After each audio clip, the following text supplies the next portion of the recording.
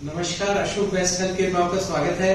आज हमारे साथ में विभिन्न राज्यों से विभिन्न अभ्यर्थी हैं और आज ऑपरेशन के बाद में विभिन्न बिंदुओं पर चर्चा की जाएगी, खासतौर से उन बिंदुओं पर जिनके लिए विभिन्न राज्यों से मेरे पास लगातार कॉल आते हैं कि ऑपरेशन के बाद में क्या क्या सावधानियां रखनी जरूरी है, क्या खाएं, क्या पिए, कैसे रहें, कब नहाएं, कैसे सिर धोएं, विभिन्न जानकारियां और बहुत ही सामान्य बातें हैं। मेरे ज्यादातर अभ्यर्थियों के पास में मार्गदर्शिका रहती है और वो उसका पालन करते हैं और जब वो हमारे पास में निश्चित अवधि के बाद आते हैं तो 1.5-2 महीने बाद में तो वो पूर्ण रूप से अच्छा पर्दा लेकर हमारे पास में आते हैं। वो सिर्फ इसलिए हो पाता है क्योंकि उस निर्देशिका का महत्वपूर्ण रोल है, उसका भी एक इम्पोर्टेंट पार्ट है। ऑपरेशन के बाद रखरखाव की सामान्य जानकारी के विषय में सबसे पहले मैं सत्येंद्र जी से रिक्वेस्ट करूंगा कि वो बिंदु पढ़ें, हम समराइज करेंगे और मैं यहाँ उपस्थित विभिन्न अभ्यर्थी जो जिन लोगों के ऑपरेशन हो चुके हैं उनसे भी आपको संक्षिप्त में डिस्कशन और इंट्रोडक्शन कराऊंगा। टीपू जी हैं हमारे साथ में, पश्चिमी चंपारण से पिछली भर्ती में जा चुके हैं और इनका जो बिंदु था मोनोमेरिक टिम्पैनिक मेम्ब्रेन वो क्लियर हो गया है और आज ये ऑपरेशन के 5 महीने बाद में चेकअप के लिए आए थे और चेकअप करके हमने पाया कि पर्दा पूर्ण रूप से स्वस्थ है। साथ में हमारे साथ में है दिवाकर जी बांका बिहार से और ये भी बहुत अच्छे अभ्यर्थी हैं, सभी अच्छे रनर्स हैं। और साथ में है रोशन चौधरी जी फतेहपुर छपरा से और साथ में उनके परिजन, ये सभी बहुत अच्छे अभ्यर्थी हैं। इनके विभिन्न बिंदु tympanic membrane perforation, tympanosclerosis, monomeric tympanic membrane, CSM, इनके चलते जो बिंदु थे उनका समस्त निवारण कर दिया गया है और ट्रांसकैनाल ट्रांसमेटल अप्रोच द्वारा ये सर्जरी हो गई है और ये सब आज ही कल में डिस्चार्ज होने वाले हैं। और अब सभी के लिए दिशा निर्देश हम एक साथ समराइज करेंगे। प्लीज पढ़ के बताइए सत्येंद्र जी। खुराक पूरी ले, ठंडे खाद्य या पेय पदार्थ को सेवन करें। अगर आंख से आसपास सूजन हो तो सत्येंद्र जी स्लो।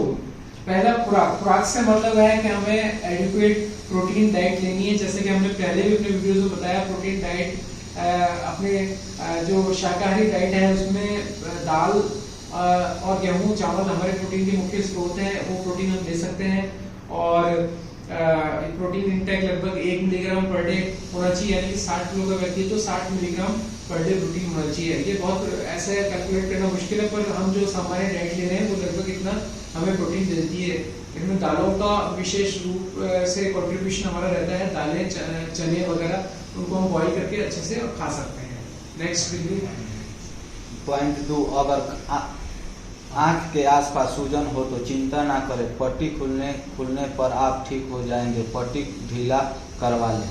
जी, यह उन केसेस के लिए जहां बड़ी सर्जरी मेस्टोइड सर्जरी होती है और बड़ी पट्टी बांधी जाती है। आपके केस में हम ऐसी पट्टी का उपयोग नहीं करते हैं और इसलिए यह विपदा आने की संभावना नहीं के बराबर है।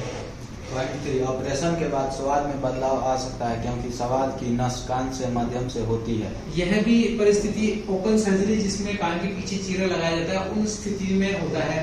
आपकी जो पद्धति जिसमें ये ऑपरेशन हुआ है उसमें ऐसी संभावना नगण्य है। पॉइंट 4, कान के पर लगी पट्टी 7 से 10 दिन के भीतर खोले जाएगी। ऑपरेशन के बाद कान में पानी से बचाव रखना। जी, ये बहुत इम्पोर्टेंट बिंदु है। जैसे कि हम देख रहे हैं जो पट्टी है इसमें ये माइक्रोपोन टेप है, इसे हटा दिया जाएगा सामान्य रूप से और ऐसा एक गॉज पीस रखा हुआ है कान के छेद के ऊपर, इसे हटा दिया जाएगा, ठीक है। और उसके बाद में कान के छेद के अंदर एक रिबन गोज ऐसे करके रखा हुआ होगा जिसे हटाने से पूर्व 20 ड्रॉप एंटीबायोटिक डाल दिए जाएंगे ताकि ये सॉफ्ट हो जाए और फिर इसे आधा घंटे बाद धीरे से खींच करके निकाल दिया जाएगा, कान का छेद फ्री हो जाएगा। इतना करने के बाद कान के छेद में हमें ब्राउन कलर का सीमेंट नजर आएगा, व्हाइट ब्राउन कलर का, जो कि जेल फॉर्म है। ये सब हटाने के बाद में 10वें दिन पे हमें थोड़ा सा लाल भूरे रंग का कान दिखाई दे सकता है, उससे घबराना नहीं है। इस प्रक्रिया को करने से पहले प्रेशर कुकर में 2 लीटर पानी को कुछ रुई के टुकड़ों के साथ उबालना है। ठंडा होने पर उस रुई को यूज करना है, हाथ धो करके निचोड़ कर उस रुई से साफ कर लेना है ताकि वो दाग धब्बे स्पॉट्स नजर ना आए, कान एकदम चमकीला साफ हो जाएगा। ठीक है, सिर्फ कान के मध्य क्षेत्र में आपको सीमेंट नजर आएगा। ठीक है, दैट्स इट। आगे नेक्स्ट पॉइंट। पॉइंट 5, ऑपरेशन के बाद कान में पानी से बचाव रखना है। जी देखिए, अभ्यर्थियों का ये क्वेश्चन बहुत ही फ्रीक्वेंटली पूछा जाता है कि हम ऑपरेशन के बाद में स्विमिंग कर सकते हैं, ये कर सकते हैं, वो कर सकते हैं। हमारा उद्देश्य भारतीय सेना में भर्ती होना है। जो बिंदु दिया गया था उसका हमने निवारण कर दिया है। पहला उद्देश्य हमारा सिलेक्शन लेना है, ठीक है, फिर बाकी एडवेंचर करने हैं। ये जो पर्दा बनाया जा रहा है ये परमानेंट हिस्सा है, शरीर का आपका अपना हिस्सा है। जैसे हम अपने अपने मुंह की देखभाल करते हैं, आंख की देखभाल करते हैं, नाक की करते हैं, मुंह की करते हैं, वैसे ही इसकी देखभाल करनी है। गंदी चीजों से बचाना है, तेज धमाका, नॉइज पोल्यूशन, गंदा कंटामिनेटेड ऑब्जेक्ट, कोई भी चीज जैसे हम डालकर साफ करना शुरू करते हैं, उन सब चीजों से हाइजीन, अच्छा हाइजीन रखना है।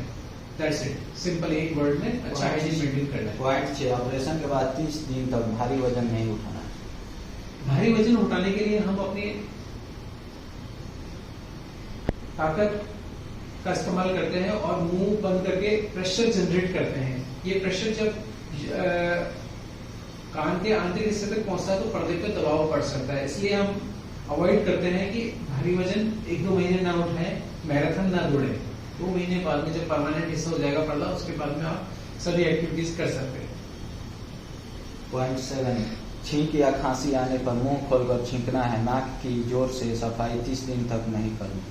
देखिए ये बिंदु बहुत इंपॉर्टेंट है। बहुत तेज छींक या खांसी आने पर आपको मुंह खोल लेना ताकि अंदर का प्रेशर कान के पर्दे पर ट्रांसफर ना हो, पर्दे पर अधिक दबाव की स्थिति ना बने। नया पर्दे जो है कोमल है, उसको सपोर्ट दिया हुआ है हमने, बाहर से अगर प्रेशर डालेंगे तो वो अपनी जगह से हिलने का डर रहता है, ठीक है, पर हमने अच्छे से फिक्स किया हुआ नहीं होगा, पर एडिशनल किसी प्रेशर के आने से बचाना जरूरी है। पॉइंट 8, कुछ दिन पट्टी खुलने के बाद लाल रंग या पानी 1 महीना तक कान से आ सकता है। देखिए ये भी बहुत कॉमन क्वेश्चन है। गर्मियों में हमने देखा कि जो जेल फॉर्म है वो मेल्ट होकर के गाढ़े द्रव्य के रूप में आ रहा है। जब विंटर्स में आपका ऑपरेशन हुआ तो वो सख्त हो जाता है और एक हार्ड वैक्स के रूप ले लेता है। तो ये हमने देखा कि अपना जो देश है, यहाँ जो विभिन्न राज्यों के जो अभ्यर्थी हैं, जो मेरे पास में -1 से लेकर के और +50 तक टेम्परेचर वाले राज्यों से आ रहे हैं। यहाँ राजस्थान का टेम्परेचर भी 30 से 45 के बीच में रह रहा है। तो इस टेम्परेचर की जो डाइवर्सिटी है, इसके चलते जो जेल फॉर्म है, सीमेंट है, उसकी भी कंसिस्टेंसी अलग अलग देखने को मिल रही है। कुछ राज्यों से मुझे हार्ड वैक्स का फोन करके बताते हैं, फोटो भेजते हैं, और कहीं वो गाढ़े द्रव्य के रूप में बाहर आ रहे हैं। तो दोनों ही स्थिति में चिंता नहीं करनी है, ठीक है। पॉइंट 9, कुछ बूंदे खून की खांसी के साथ आ सकते हैं, कोई घबराहट की बात नहीं है। ठीक, तो हम इन सब चीजों से जिन मरीजों को जुकाम की परेशानी रहती है, उनकी ऑपरेशन की करीब 2 महीना बाद एलर्जी टेस्ट कराना चाहिए। देखिए ये बिंदु भी बहुत इंपॉर्टेंट है। हमने देखा कि कान के पर्दे में छेद या कान से संबंधित तकलीफें उन पेशेंट्स में ज्यादा देखने को मिलती है जिनमें बार बार नाक में इन्फेक्शन होता है। पूछा यूट्यूब पे कि आपके उन पेशेंट्स में एलर्जी क्यों हो जाती है, उन्होंने रिट्रोग्रेड पूछा। जबकि मैं ये कहना चाहता हूँ कि जिन लोगों में नाक में बार बार इन्फेक्शन होता है, उन्हें में कान के पर्दे में दिक्कत ज्यादा देखने को मिलती है।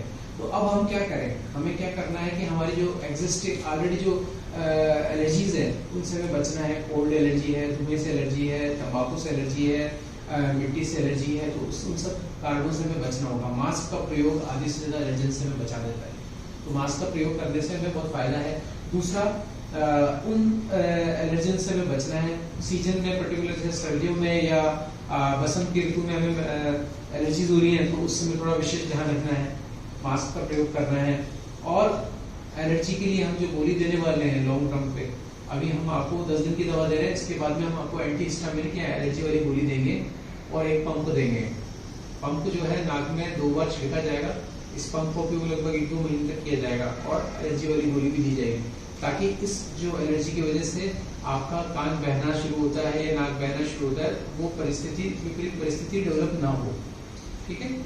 ऑपरेशन के बाद बाहरी कान सुन रह जा सकता है। ये आपके केस में नहीं होगा क्योंकि आपका दूरबीन विधि द्वारा हुआ है, तो ओपन चीरे वाली विधि से उसमें ये बिंदु संभव है। ऑपरेशन के बाद 30 दिन तक हवाई यात्रा नहीं करना है।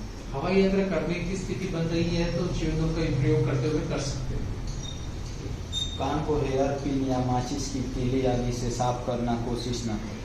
बाह्य रूप से कान को साफ नहीं करना है, क्योंकि बाह्य रूप से कोई भी अगर हम फिंगर का टिप या पिन या कोई भी चीज डालेंगे तो उससे हम फंगस या बैक्टीरिया को अंदर ले जा सकते हैं और वो हमारे पर्दे को नुकसान पहुंचा सकता है। ठीक। जुकाम लगने पर तुरंत दवाई। जुकाम लगने पर आप मुझसे बात करेंगे और जुकाम रोकने के लिए प्रबंधन के लिए दवाएं इस्तेमाल करेंगे, क्योंकि जुकाम हमारा मुख्य शत्रु है। ठीक है, तो ये विभिन्न सामान्य बिंदु है, इनकी जानकारी आप सभी को है और फिर भी कोई कंफ्यूजन रहता है आप कभी भी कॉल करके हमारे केंद्र से सहायता ले सकते हैं। अशोक बेस्ट हेल्थ केयर में विश्वास रखने के लिए बहुत बहुत धन्यवाद। और अब जो आने वाली भर्ती नवंबर 2022 जिसका हमें अभी सूचना मिली है, उसके लिए सभी अभ्यर्थियों को बहुत बहुत शुभकामनाएं और वो अपनी तैयारी में जुट जाएं। जिन लोगों ने अपने ऑपरेशन करा लिए हैं ये समय उनके लिए बहुत ही उत्तम है, क्योंकि अगले 2 महीने बाद में वो वापस से अपनी तैयारी में फिजिकल ट्रेनिंग में जुट जाएंगे।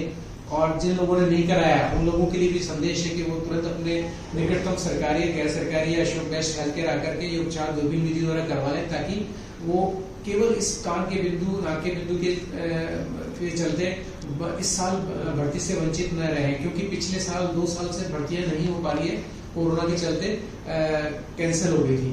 ठीक है, तो अब आने वाली भर्ती के लिए अपनी स्थिति को सुनिश्चित करें। जय हिंद।